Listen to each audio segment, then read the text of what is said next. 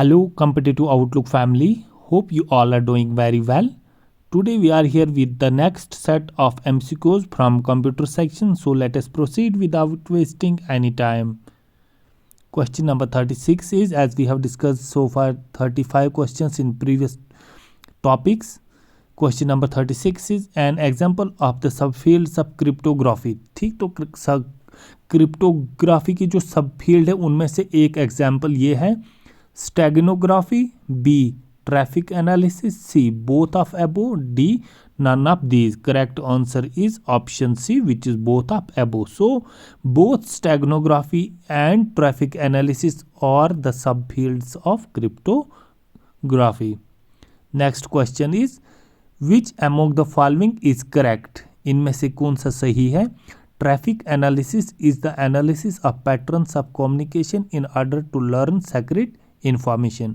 ठीक, बताया गया है कि ट्रैफिक एनालिसिस जो है वो एनालिसिस है कम्युनिकेशन जो पैटर्न्स है, कम्युनिकेशन के जो पैटर्न्स हैं उनका, ताकि सीक्रेट इंफॉर्मेशन को लर्न किया जा सके. या ऑप्शन बी है steganography is the study of hiding the very existence of a message. ठीक, तो स्टेगनोग्राफी क्या है? ये स्टडी है इंफॉर्मेशन जो मैसेज है उसकी एग्जिस्टेंस को ही हाइड करना and not necessarily the content of the message itself.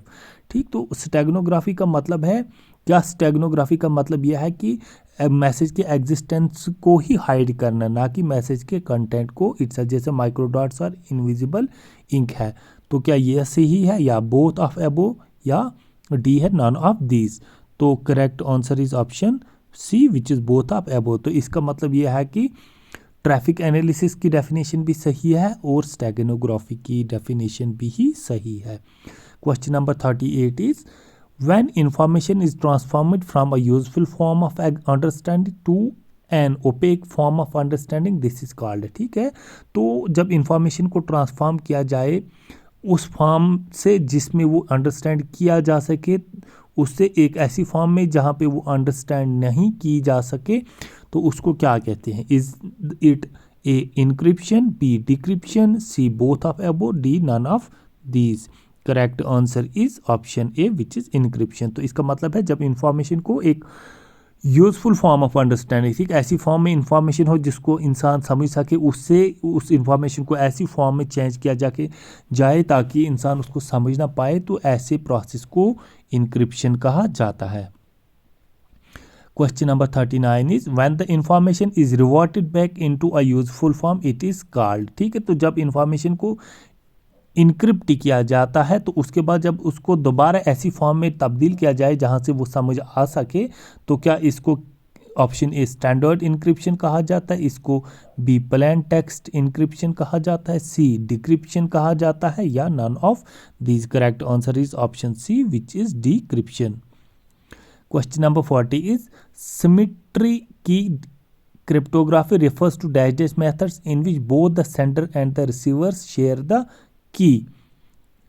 ठीक, तो यहाँ पे पूछा गया है कि सिमेट्रिक की इन क्रिप्टोग्राफी किस मेथड को रेफर करते हैं जिसमें सेंडर और रिसीवर जो सेम की को शेयर करते हैं. Option A is encryption, option B is decryption, option C is both of above, option D is none of this. Correct answer is option A, which is encryption. तो इसका मतलब क्या है कि सिमेट्रिक की क्रिप्टोग्राफी में को रेफर किया जाता है कि इनक्रिप्शन मेथड इस जिसमें बोथ सेंडर और रिसीवर शेयर द सेम की.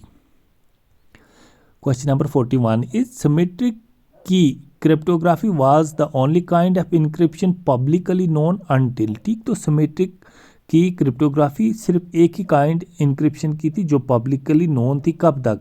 क्या option A July 1995, June 1976, June 1988, या D none of these. Correct answer is option B, which is June 1976. Question number 42 is, which among the following is correct about goals in encryption. तो encryption के जो goals हैं उनमें से ये जो option है ये कौन कौन से सही है जो इनक्रिप्शन के गोल्स से? क्या इनक्रिप्शन का गोल्स है कॉन्फिडेंशियलिटी है, ठीक, तो only an authorised recipient should be able to extract the content of the message from its encrypted form। तो confidentiality का मतलब है कि सिर्फ एक अनऑथोराइज्ड रिसिपेंट जो है वही एक्सट्रैक्ट कर सके मैसेज का कंटेंट जो इनक्रिप्टेड फॉर्म में हो, resulting from steps to hide, stop और delay free access to the encrypted information. Option B is message integrity. ठीक, the recipient should be able to determine if the message has been altered. ठीक है, तो option B में message integrity, इसका मतलब यह है कि रिसिपेंट इसके काबिल होना चाहिए कि वो डिटरमाइन कर सके कि क्या मैसेज का जो कंटेंट है इसको कहीं चेंज, अल्टर, तब्दील वगैरह तो नहीं किया गया है।